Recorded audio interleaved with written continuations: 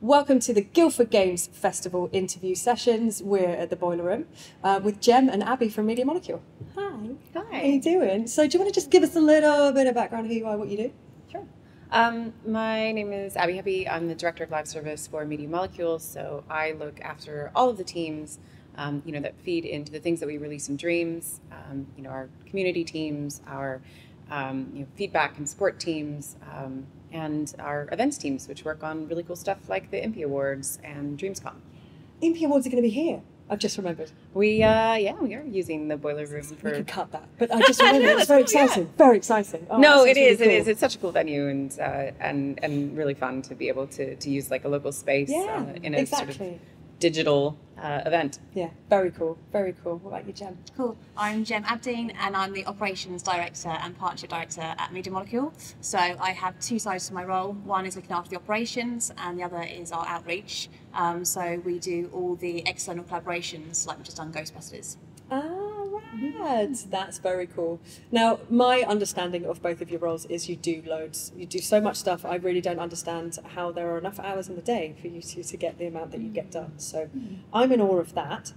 But let's start talking about, we wanted to cover kind of more than fun is the title that I've gone with, but essentially looking at using video games for educational purposes and how we can kind of encourage that a bit more.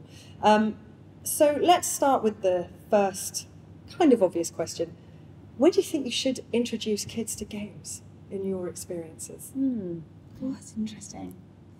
So for me, it's quite young. I think we're all fully aware that we learn via play, and I don't know why that stops as we get older. Like I'm dyslexic, so I find play much easier than just looking at a text. My daughter's the same. And so she actually does use Dreams for her homework because she can VO her homework on there. So that's actually amazing. Doing a passion project like that, for her is much easier than sitting down writing everything because she finds spelling extremely difficult. So I think there's the balance, and being a parent of two, it's that getting the balance right. But I think they're games for good. I really do believe that. And I think it's accessible for more people, not just have to study via books. We need to make it easier to get into. Definitely. And I suppose we're suffering from that kind of 80s, early 90s hangover of video games, that's just for nerds and you're not learning anything and it's quite toxic and etc. etc. But that's not, you're absolutely right. Why wouldn't we still be learning through play? I should think there are many adults who don't even realise that that's how they're learning. Yeah, and I mean, even in that era, there were so many educational games. I remember ones from like Math Blasters and like Number Crunchers. All the stuff that we used to play at like primary school. Yeah, and like when Carmen Sandiego came with like a giant like atlas. And then later it was like Microsoft Encarta, and there's always been a really good slate of educational games. I think there's a whole generation that Mavis Beacon taught to type, and I think what we didn't have in the same way was the accessibility of actually the tools to make games and be creative within that space. And I'm sure you can make the argument that you could pick up some of early systems and learn to program and everything, but it was not nearly as accessible even when I was starting in the industry to learn some of the skills that are applicable today. And certainly like music and art and animation. I think that just even the learnings from the games industry that are available online, the lessons, the talks, that didn't really exist in the same way when I was looking to get into the industry. And I think that's what's really special, and that's what I love about Dreams is like you can sit on your couch in your living room with a PlayStation and make games, make worlds, make art, make music. And step right into other people's imaginations as well. Like, that just blows my mind. And learn from what other people are doing, and go on YouTube or Twitch and see, lessons that other people have made and teachings from Media Molecule in the studio, because we do so much streaming and education. I think that's incredible. I think it's a really special thing, for people these days. Yeah. And I suppose we're lucky in the sense that we get to a point with technology as a whole, talking about your daughter, for example, Gem, and just being able to find other ways to do a very traditional, homework. How can I look at this from a way that's actually going to work for me? Yeah. Because the same as, when we talk about creative environments and looking after creators, if you're not feeling comfortable, you're not going to do your best work. So at any point that you're in a situation that could be ever so slightly altered, I really hope that we're starting to move towards changing things for, kind of opting for technology. So really interestingly, we did a panel with 3 reps from local colleges, because now we live in a world where you can go to college and learn about games. Amazing. But I asked them what, if there was a game in particular that they would give to students as a first kind of have a go at this and see what you think. It's LBP. Most of them said it's LBP, which, Little Big Planet for me is, Little Big Planet 2, it's my favourite game of all time, and I will quite happily walk into your studio and shout that in front of all of those people because I love it that much. Do you think Media Molecule have gotten to a point where you're actively starting to think about creating educational tools for players, or is it just a natural, kind of ethos that runs through the studio? I think it is the natural ethos. Our whole DNA of Media Molecule is about, play, create, share. That's what we're all doing. And when you're doing the play element into it, and when we saw how schools were using Little Big Planet, it was incredible, way more than we ever thought was possible. And it's a safe zone, and it was, I think it's like 10 million levels are made, and it's like, when you dissect that into how people even took different themes and made it into these amazing worlds, it was quite breathtaking. Yeah. And then with Dreams, it's not just like, Little Big Planet was amazing, but it looked like Little Big Planet, whereas Dreams, you can make it look however you wanted to look at it. So it just opens that up, and you've got the music tools in there, you've got the animation tools in there, you've got the logic side in there. And even now, we're seeing schools use Dreams in ways that we wouldn't have necessarily thought about. And I love that they're pitching to us, and then we can go, cool, we've thought about this, but how about that? And it's just naturally... It's great, but I suppose that's the end result of putting the tools in the player's hands. You can do whatever you want, go with it, and you're... I suppose there's no way of ever knowing every single thing that people could potentially come up with, because everyone's going to pull a slightly different thread and start kind of running with that. Oh, I love it. So what would be, can you think off the top of your head, the most astounding thing you've seen a young person, and young can be frankly anything younger than us. I was going to say, we don't collect all the data on people's age and everything, but it's got to be that communication one. Which one? The sign language one. Oh yeah, that was really cool. So there are a group of people who make educational tools within Dreams. So there was one game that was really cool, which is Binary Bash, which is teaching basically teaching binary through a really interesting, like very cute, very sort of Nintendo-y looking game where you're sort of doing the math in your head and using like a monkey to pop these boxes. It's pretty cute. Awesome. And then the one that Gemma's alluding to, someone's done one that, basically shows, ASL and how that matches up against, I think actually a couple different... there was one that was, someone made it because when they were having play date, I think one of their family was deaf, and when they had play dates, they left out they couldn't communicate because not many people know sign. And so they made a keyboard that you could type, and then that did the sign in the hands. And so they actually had to sit there and have that play date around that, so that they felt they were. It was just a bit bored because it was just amazing. Yeah, and I think when you see that, it was just incredible. And one of our designers has made a bunch of games with his kids where they sort of narrate, and he builds the game alongside their sort of narration, and they direct the story, and that's very sweet.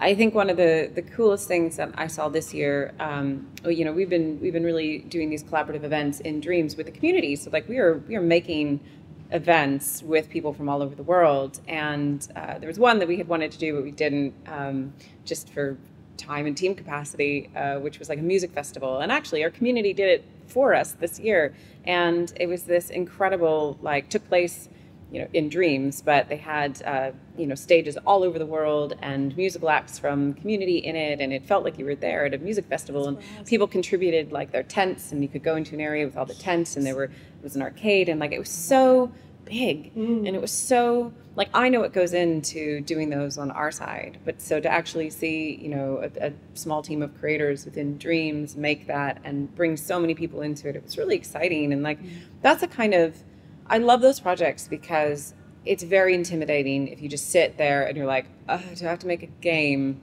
Where do I start? And so to actually have something to be able to contribute a little piece to is such a nice step along that pathway to learning how to make more things, how to make bigger things. Absolutely. Yeah. And I guess kind of harking back to some of the conversations that we've had previously for the festival, it seems that as children we pick up video games and we play them our way anyway. You know, if we're playing with an older sibling or with a parent, you know, my brother and I, for example, would use Atari space games, but we'd just use the bit where the ship was flying through space on the screen, and then we'd turn the room into a spaceship. But this was this is where we're looking out into the world through the screen.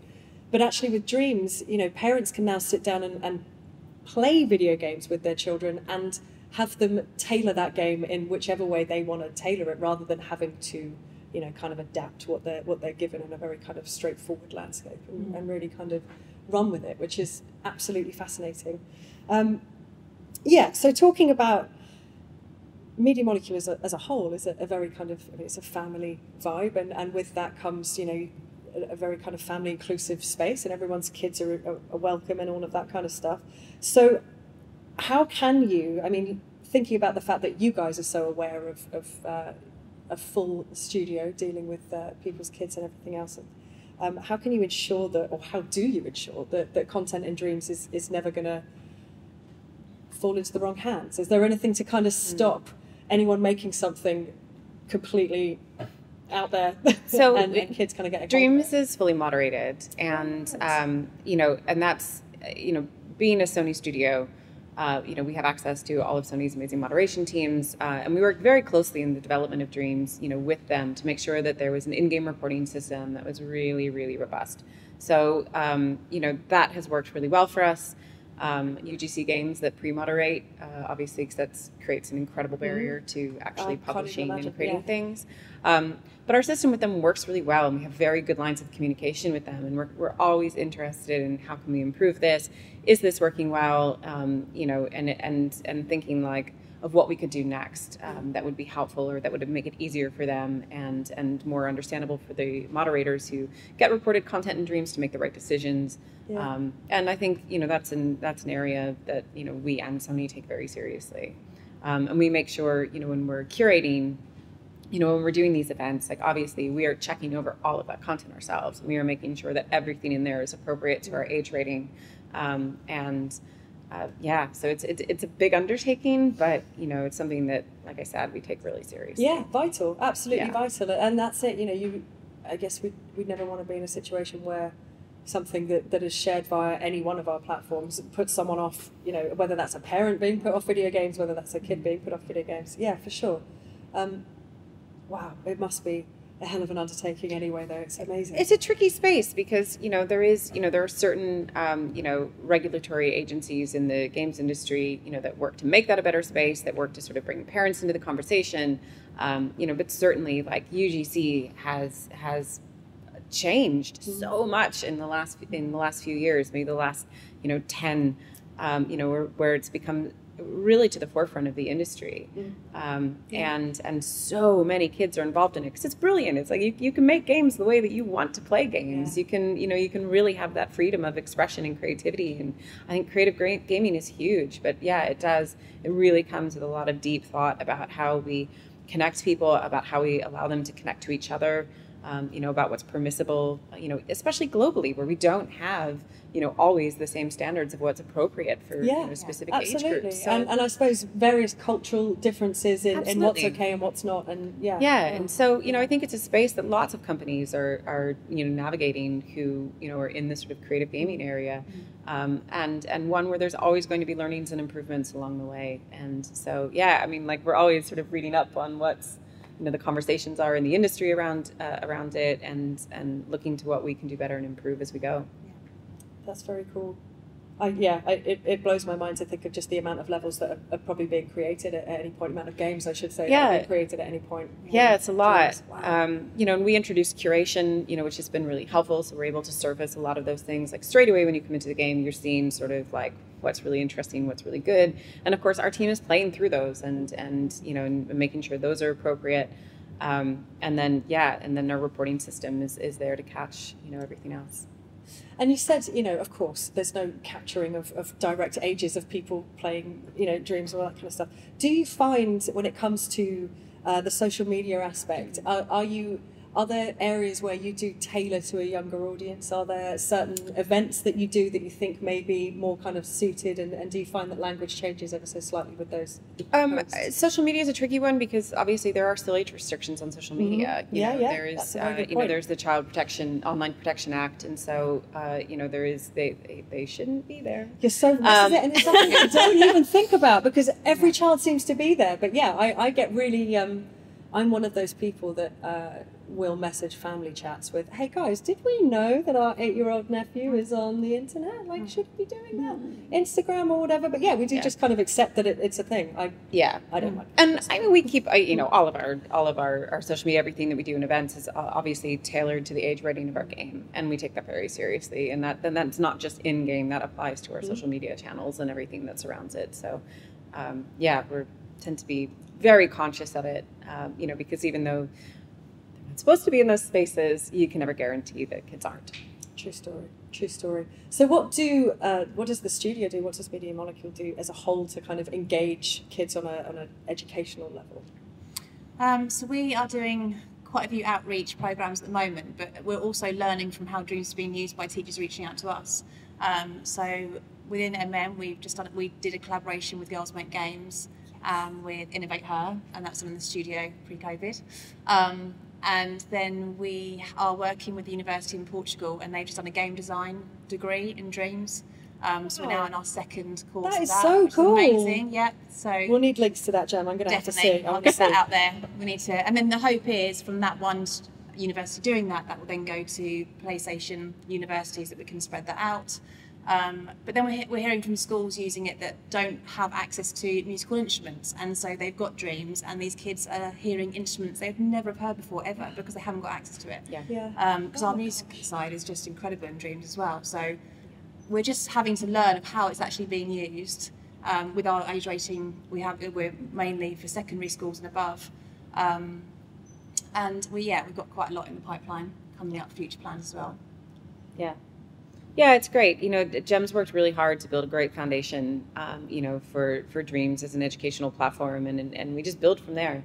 I think for us, there was a huge opportunity to actually learn. So we didn't go into this knowing, like, here's how you use it in schools, here's how you build, lesson plans, and here's how you engage, secondary schools and universities and the differences and what you need. So, like, for us, it's been a learning experience of saying, like, okay, great, we need to take that on board, come back, like, what work do we need to what do we need to add? What do we need to think about? Who do we need to hire? Yeah. And so, it's like just an ongoing project. And I think every year it gets better and more interesting. Yeah, more layers. You learn more things, absolutely. And actually, one of the first questions I noted down for you guys was, how did that even happen? How did you make that game? Like, how did you do that? And I thought, you know what? We don't have 4 hours. We don't have time to talk about all the ins and outs of how you'd even go about starting to formulate that idea, let alone actually making it something physical that people can feel. I mean, physical in a way. And that's another really good point, actually, with the musical instrument side of things, that we're talking about Dreams as a video game. It's a video game, and if you like video games, you should come and play this video game. But actually, you could be learning about music, you could be learning about lighting, you could be learning about scene setting, you could be learning about, potentially making movies. There's so much in there that could kind of lead to a creative career. We've had quite a lot of people reach out to us, like, what they've done their portfolios, haven't they? In areas that we didn't even think they would be using it. So someone got their job as an architect by using Dreams because they are able to show how they can design. So we had that come through, which is amazing. Then we did a collaboration with the fashion agency, and someone made this beautiful dress, and they've got into, like, the fashion industry through there. We've had it's quite... Yeah, we've had a lot of people, and I mean, not to mention that we have, I mean, God, I'm not even sure the number now of people from the community actually working at Media Molecule, and not just from the LGBT days. We have more than several at this point who have come from from Dreams, and that's a really a really interesting experience going from working on your own projects and coming into a studio, and it's really interesting for us too, because we learn a lot about our own game when we do that, and I love it. It's been really nice to have a bunch of new faces that are also old faces, because I've been familiar with them from the Dreams community for a couple of years. Absolutely. It's really neat. It's very cool. It's very cool, and I guess it kind of it's what we were talking about earlier, which is giving people the kind of tools needed to explain something their way, you know, and get something across their way that's going to resonate with a certain group of people, in this case molecules, which works out really well for the community, I imagine. Yeah, definitely. I mean, like the events that we do wouldn't be possible without our designer Jamie Breeze, who came from the community and and sort of has, you know, worked on these since the very first one, which was not, you know, which was just sort of we asked people to put together these, you know, portions of a walk. This is obviously the early days of COVID when everybody was not going outside, and stitched them together into this, you know, hike that you could take through dreams. It was really beautiful, and that really set the path, you know, especially from the sort of logic and technical side for everything that we've done since. And, you know, it's really been invaluable, you know, having him on those projects. And I guess to give that diversity of gameplay, right? That it's not just, again, if we're talking about parents, and I'm sure it's changing, and I know that, you know, video games are up there with one of the big mediums now, and certainly a lot more respected by the wider world. But to give, you know, the possibility to okay, video games aren't just about first-person shooters, and we're not worried about gore and all of this kind of stuff, because you could just make a game that's an experience and it's beautiful, and you can just wander through it and have a wonderful time. Yeah, I love that. Absolutely love that. I think also on that, it's like we're giving people other opportunities that necessarily wouldn't have had it before, because in Dreams we get to see their talent and we're reaching out to them. So we've got we've been able to extend our diversity quite a lot, because you haven't got to come through a formal interview, or you haven't, you know, sometimes we don't even speak to the person because having a conversation would be too much, but we can do it through email and everything like that. But we see their level of creation is phenomenal. So we've got quite a few contractors now that we haven't actually spoken to, because that would have been way too much for them. But through in Dreams, them showing what they're able to do, we're working with them. Yeah. And that is just incredible. Whereas before you'd have to come for a formal interview and we'd be like, okay, come on then. A completely different thing. Whereas, might not have actually asking some people to be in a professional environment, which can be really overwhelming, especially when you you know, when you are a you know, and I say like amateur creator, but they are doing professional work. It's just that like the games industry and studio environment is, you know, as much as people love creating, it's not everybody's dream to work in that sort of environment, and so, you know, obviously that very much limits your opportunities. But through Dreams, we've found quite a few ways to work with people. It's absolutely fantastic, and you know, another thing that I haven't even scribbled down into my notes, but you know, neurodiversity, having that opportunity to really kind of get a point across without having to do traditional mediums that you might find uncomfortable is so vital. We did a game jam earlier this year with Autistica, and it was really cool because people in our community made lots of games around the subject of accessibility and autism, and it was really special because you really got to see a wonderful variety of things. It was really, some of them were really emotional. And, you know, and I love that there exists a place where people can be so expressive, but also create games that are accessible for other people, that explore really interesting spaces that oftentimes games don't, because they're not as marketable, or, you know, nobody looks at it and goes like, well, that's going to be profitable.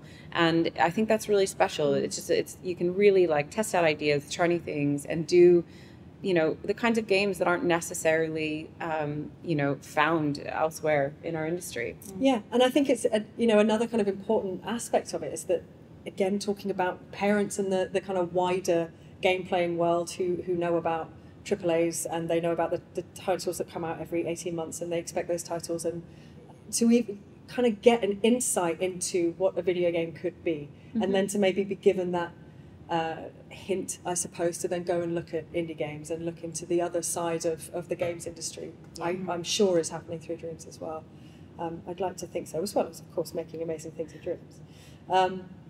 So what could we do as game devs, as collectives, as, you know, as the Guildford collective, as studios? What could the industry be doing to kind of encourage more young minds via the educational tools available to come into games? I think it's not to be scared to try.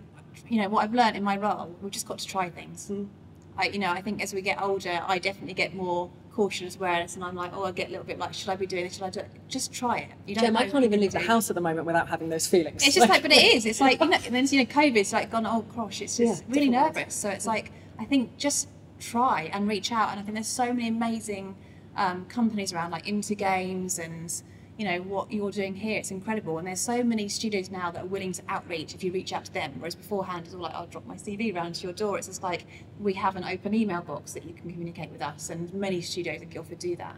And just looking at what's on your doorstep and just encouraging them to be better. Like whenever, Abbie will go to me, if I pitch an idea to Abbie and she goes, well, how can you make that better? So it's like pushing yourself to I'm going to start doing that. It's like, watch out, guys. How can we make that better? How do you make it better? Because sometimes you just try and get something out. It's like, actually, okay, let's take that step back. How can we do that? Yeah. What's the next level? Yeah. And I think, especially somewhere like Guildford where, God, there's so many game studios here. When I talk to people who aren't involved in the Guildfords, into the sort of Guildford game industry, like, it does? Really? Right. And it's so, and that's the sort of mindset that kind of, I'd love for people to realize, like, actually how amazing the scene here is, how many studios there are, what opportunities that means, and what opportunities that means for careers in education, because there are lots of schools in the area too, and what an opportunity to have so many like really world-class studios all in one space, and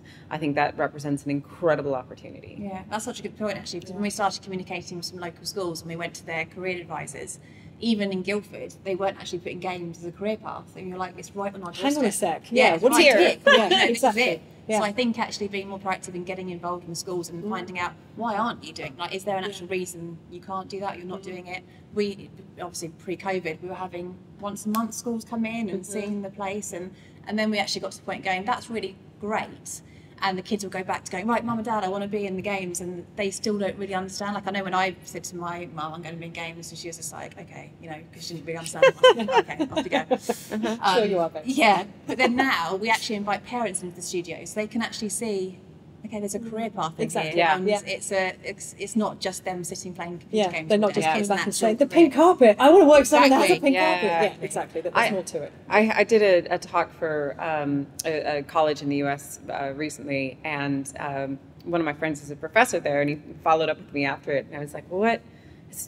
I'm doing it virtually, so it's very hard to see the sort of reaction. It's like, well, how did that go? What was it like? And he's like, oh, well, the kids are obviously, like, they're into the idea of working in games. He's like, but actually it was really important for a few of the like professors and older, because they had never pushed people into that career path or even thought that would be a good idea, and actually it helped them go like, oh, it's not like, there's lots of opportunity, like this is about art and music and animation and all of these other things, and I think it sort of opened their minds that games are maybe not their preconceptions about what that is, and there's a lot more to it, and a lot of opportunities, and a lot of really amazing things being made in that space. And that was really nice to hear, because I think it is about changing a mindset, especially for an older generation, that games are a really valid, really interesting place and opportunity.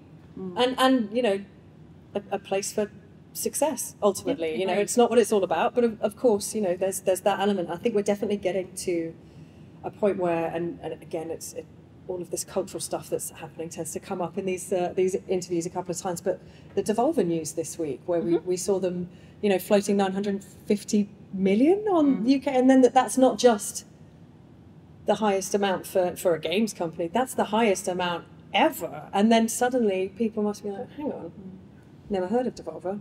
Wait a sec, the wider world isn't even going to know that games like that exist, and yet this is how big it is now. This is how much it's kind of creating from a monetary point. But I think that comes down to the whole, I think we actually spoke about it last year as well, how you can't be what you can't see. It's that, I've never forgotten that sentence when I got told that, and it's so true. It's just like, that's why doing events like, what you do here is incredible, and it's like showcasing all the different pathways into games. It's not just one pathway. You don't have to go to like school, college, university. You can be going through the community, you can go through work experience. There's so many different ways in there. You can build a portfolio without having a specific educational background. Like that, you can build that portfolio outside of getting a degree in something completely unrelated. Yeah, absolutely. And actually that adds to the kind of wider ecosystem of game making, which is just amazing. I mean, again, something that I may have mentioned is a lot of my pals who are game designers have maths degrees, and that's how they started out, and now they're amazing at balancing, and that's where we go, because they got math degrees, but they're also incredibly creative that may not have come out when they were, dealing with spreadsheets and, that kind of stuff. I don't like maths. I should. I don't. And actually it raises another point, which I think is really interesting, which is that even doing this, we notice that there's a real fear for devs to say, okay, yeah, I'll come and sit in front of a camera, have a chat. Like, it is terrifying. And I wonder, come on, guys, I wonder if that is adding to what they want me to go and speak at my uni. Oh no, I've got nothing to say. That, I don't think I've actually done something good. I don't think I've ever done something viable. And maybe we need to make sure that devs are understanding that what they're doing is witchcraft to the wider world, and it's really interesting, and we should be talking about it. Yeah, I don't know if that makes people more comfortable with public speaking, but I mean, the nice thing about speaking to students, and the nice thing about doing one of those is, like, it's usually just, it's sort of about career path and the thing that you know really well. And, and the questions are more around, like, oh, do you know the people that made this other game? Yeah, that happens a lot. Or like, oh, hey, what do you play? Or what do you know? Like, it ends up, like, oftentimes being very casual, because for many people it's the first time that they've actually, like, heard from someone that works in the industry, or, like, really thought about that as a career path. So, like, I love those, and I love sending people out on those, because they are sort of low pressure. I mean, at least I perceive them as low pressure. Opportunities, whereas, like, the amount of work that it takes, to put a real talk together and to really, talk about. I even struggle with that part of it, to be honest, because I get in that same mindset of, like, oh my God, like, I'm always busy, I'm always doing things, but, like, what actually out of that is a valuable, experience, or what out of that is valuable for somebody else to learn from, especially because we all work in very different games, very different communities, very different, challenges, and obviously there's overlap, but I think that is an easy trap to fall into for anyone. Yeah, and you're absolutely right. There's a huge difference between going to university and giving some kind of, dedicated talk where you're going through everything, and just having a chat with students, which could be just as really nice and really helpful. Yeah, exactly. Yeah. And so I love finding those sort of casual opportunities for people to sort of discuss and have a more informal chat, because it takes some of that pressure off, and and sometimes there are really valuable things. Sometimes it's just the being there and having and being able for people to ask you questions. And to see the wonder. Like, I wonder if you guys get that with students coming to, when kids come to the studio, do you see, like, oh wow, okay, that's why we do this. Look how excited they are. Look how much they love it. It must be all over their faces. So if there are parents listening who maybe don't have a good understanding of technology, let alone games, are there any tools resources that you would recommend for parents to check out ahead of, helping a child get into video games if they want to? No pressure. Yeah, I mean, the sort of, like, easy and most basic is obviously to look at games ratings, and you can always go to those organizations' websites, PEGI, ESRB, and get a sense of what that actually means.